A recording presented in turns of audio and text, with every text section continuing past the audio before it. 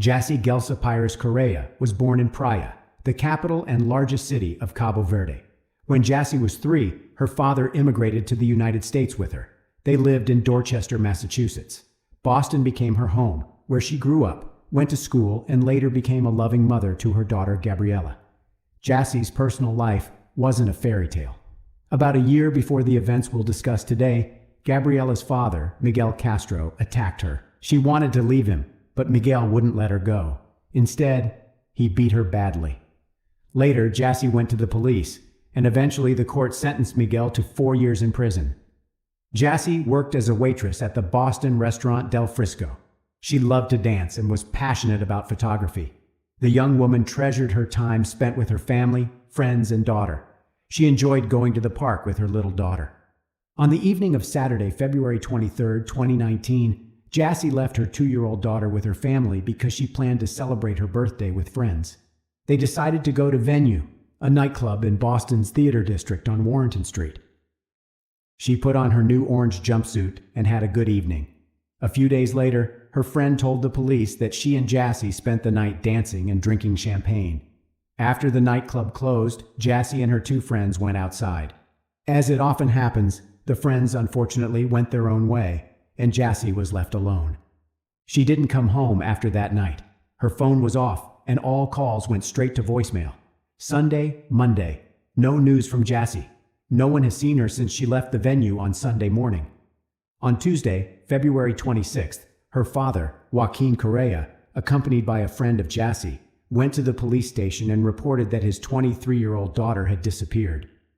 The police launched an investigation. The first thing the detectives needed to find out was where Jassy went after she left the nightclub. Her family and friends distributed information flyers to passers-by and around the city, hoping that someone would share important information. Detectives talked to Jassy's friends who were with her that night. However, this did not help the investigation much since they did not know where she had gone. After leaving the nightclub, they said their goodbyes, and Jassy planned to return home. The police interviewed witnesses and examined CCTV footage from cameras in the club and the streets closest to it. One of the recordings showed Jassy on the sidewalk on Tremont Street near the nightclub, where she communicated with several people at 2:14 a.m. It was after she left the nightclub. The footage also showed Jassy, who was apparently under the influence of alcohol, getting into an Uber that she didn't order. The young woman mistakenly got into the wrong car. To put it mildly, the driver wasn't happy about it. They started arguing, and he pushed her out of the vehicle. What happened next was of particular interest to investigators. She continued arguing with the driver after being forced out of the car. At that moment, an unknown man approached her and offered to take his hand. He took her aside a little, and they started talking about something. Perhaps she wanted to leave, but this man wouldn't let go of her hands. In this recording, you can see that they are standing on the sidewalk, and this man, holding Jassy's hands, pulls her towards him.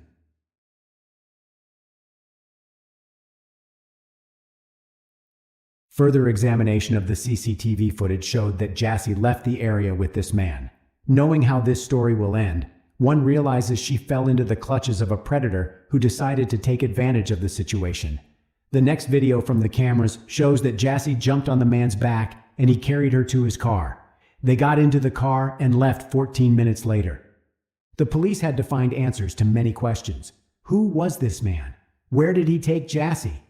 Fortunately, they quickly found out his name and address. The man Jassy was with turned out to be 32-year-old Louis Coleman.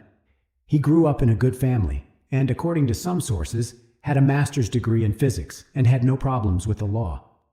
There was no information in the police database that Louis Coleman owned any car. However, his mother, who lived in California, had a red 2016 Buick, and it was just the kind of car in which Coleman put Jassy Correia. Coleman lived in Providence, Rhode Island, about 50 miles from the Venue nightclub. The police arrived at his home, but the man was no longer there. CCTV cameras inside and outside the building confirmed the worst fears of the police and Jassy's family. The drive from the Venue Club to Coleman's apartment in Providence was about 1 hour, which means he stopped somewhere because he returned to his apartment on Sunday at 4:15 a.m., about 2 hours after he put Jassy in his car. The following day, Coleman emailed his colleagues. He said he would be gone for a few more days. "Hi all, just giving everyone a heads up that I'm still out sick. I'll be back in a few days," Coleman wrote. Judging by what he wrote, he needed time to hide the traces of the crime. That's what he tried to do in the next 2 days. Now, we will look at more CCTV footage that will allow us to understand what happened to Jassy after she left with Coleman. The police never released the first recording for ethical reasons, but it showed Coleman going to his apartment with Jassy. Below is how FBI Special Agent Thomas Zukauskas described what he saw on the recording. A short time later, Coleman walked from the red sedan towards the front of the building, carrying a body with long hair and orange pants. "I believe that this footage shows Coleman carrying the victim into his apartment building," Zukauskas said. According to him, the video from the building's lobby shows that at about 4:27 a.m., Coleman entered the building carrying a woman in his arms. Then he got into the elevator and went up to the 6th floor. Jassy was not moving at the time. She was either unconscious or already dead. On Tuesday, February 26th, the very day when Jassy's father reported her disappearance to the police, Coleman was caught on cameras in Walmart. The list of goods he purchased was very revealing.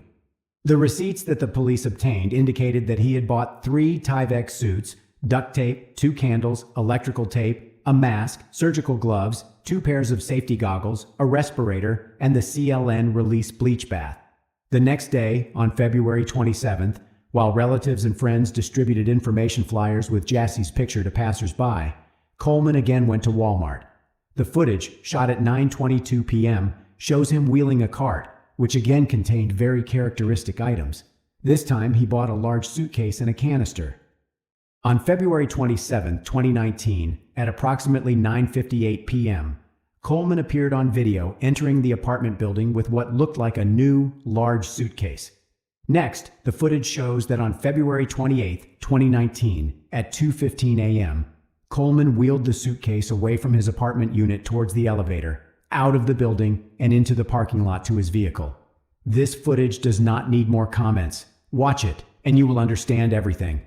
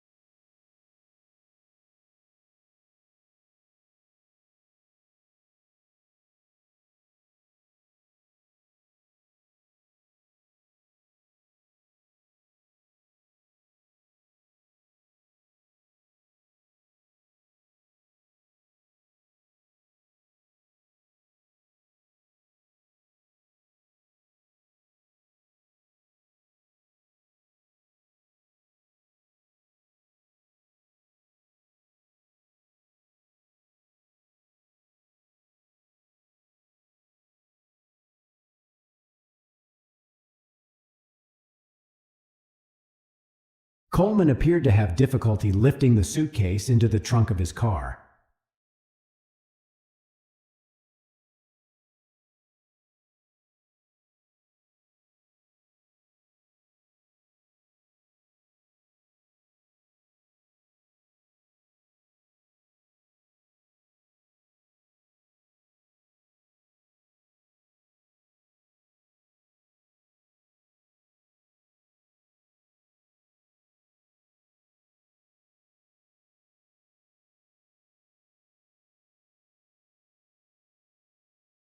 Between 2:44 a.m. and 4:02 a.m., Coleman allegedly left the building several times with cardboard boxes, trash bags, a bottle of bleach, a computer tower, a black laptop case, and a small duffel bag. Jassy Correia has never left Coleman's apartment since the morning of February 24th, then U.S. Attorney for Massachusetts Andrew Lelling told reporters.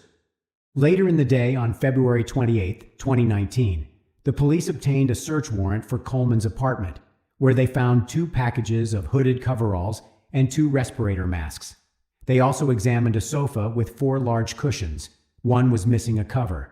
In a dumpster outside of the apartment complex, they found white trash bags, a bag containing plastic sheets, men's jeans with bleach stains and a belt, a white nylon hooded coverall, an unfilled box of baking soda, clear safety goggles, duct tape packaging, rubbing alcohol, Walmart bags, used plastic gloves, an empty package from a car air freshener, 3 used packages of purifying charcoal, and a sponge.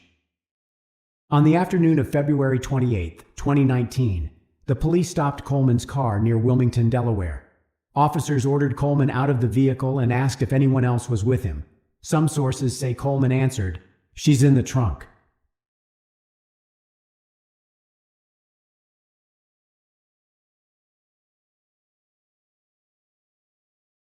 In the trunk of Coleman's vehicle, officers discovered Jassy's body wrapped in a sofa cushion cover, which was inside a black trash bag inside of a large suitcase that matched the one Coleman brought into his apartment on February 27, 2019. Experts who examined the car found cracks on the windshield in 2 places on the passenger side. It gave the police reasons to believe that the man attacked Jassy in his car. They arrested Coleman and transported him to a Delaware State Police barracks.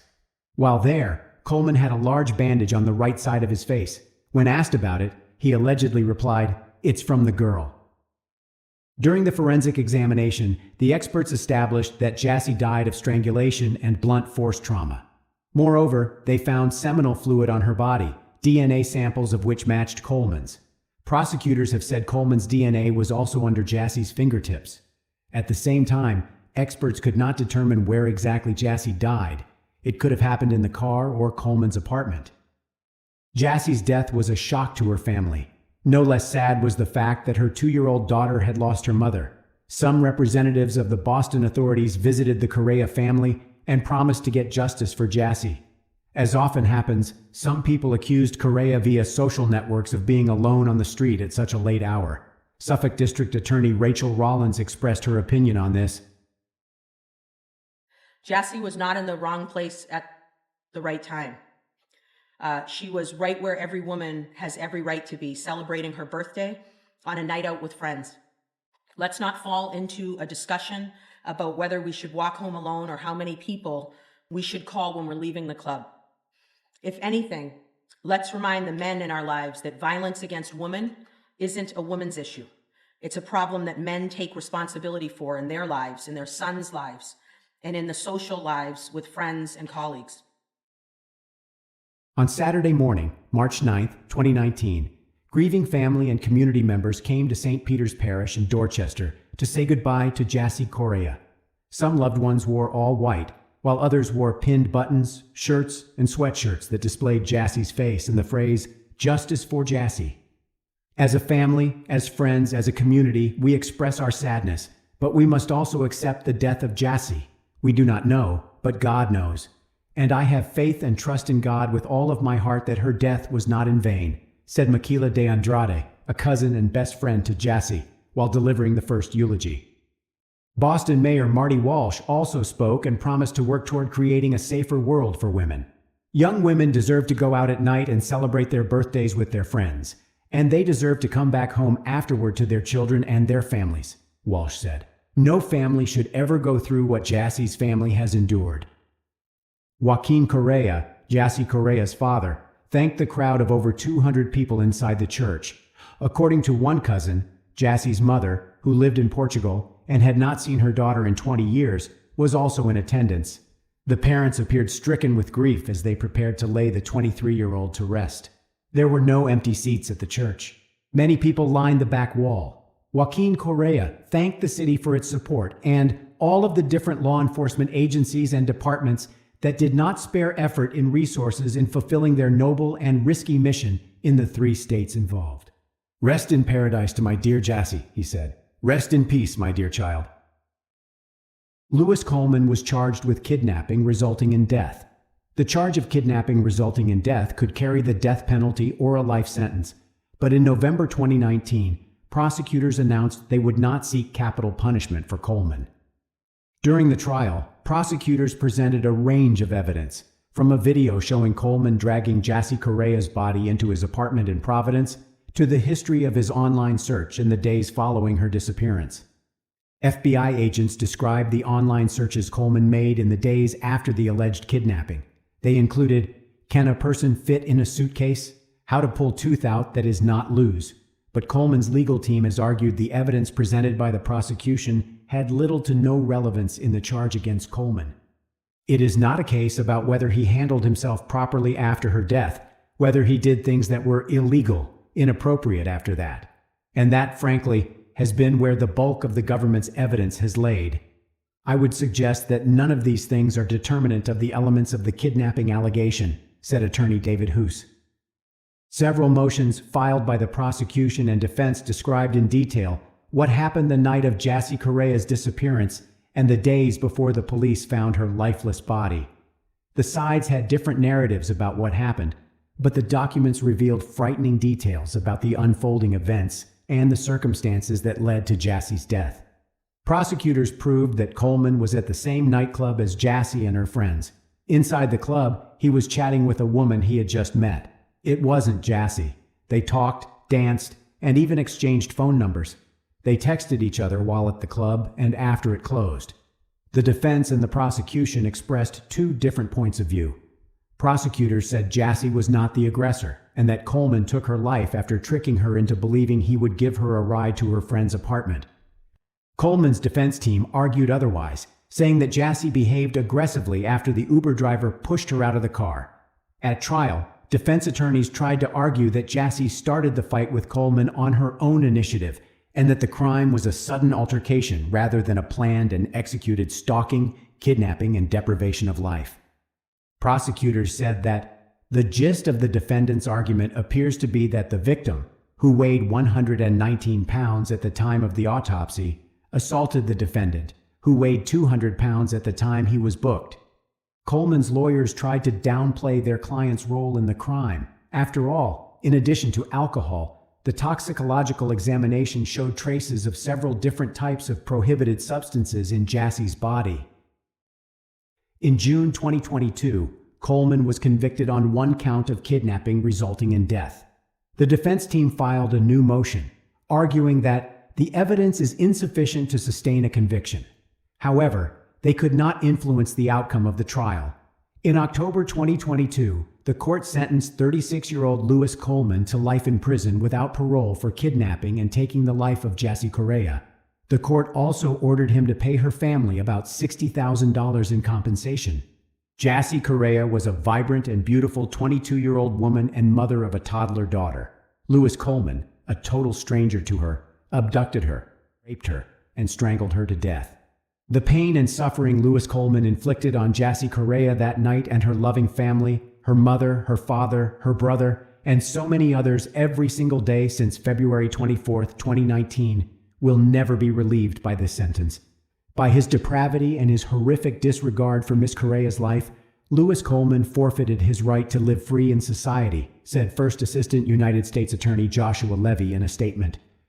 To this day, Louis Coleman has shown no remorse. After he lured 22-year-old Miss Correia into his car, sexually assaulted her, and violently killed her, Louis Coleman did not once consider turning himself in. Rather, he concocted a gruesome plan to conceal the assault and murder he just committed. Today's sentence of life in prison is a just punishment, Levy said in a statement. It remains unclear where Louis Coleman was taking Jassy's body and what he was going to do with it.